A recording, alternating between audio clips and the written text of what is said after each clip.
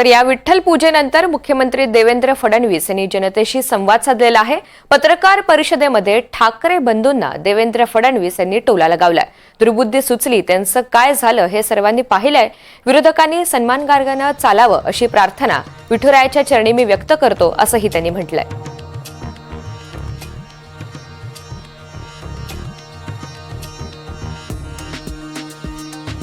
जाऊ दे, आज आनंदाचा दिवस आहे।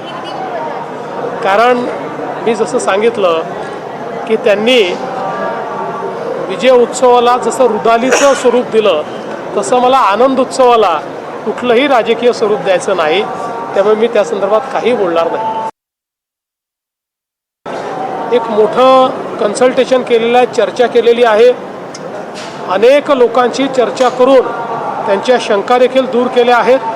पुढेही या ज्या काही शंका आहेत त्या दूर करत हा कॉरिडॉर आपण करणार आहोत आणि मी आपल्या माध्यमातून पंढरपूरच्या मंदिर परिसरातील आमचे नागरिक, भाविक, दुकानदार, व्यावसायिक सगळ्यांना आश्वस्त करू इच्छितो की कोणालाही उद्ध्वस्त न करता या ठिकाणी सगळ्यांचं पुनर्वसन योग्य प्रकारे करून हा कॉरिडॉर आपण करणार आहोत।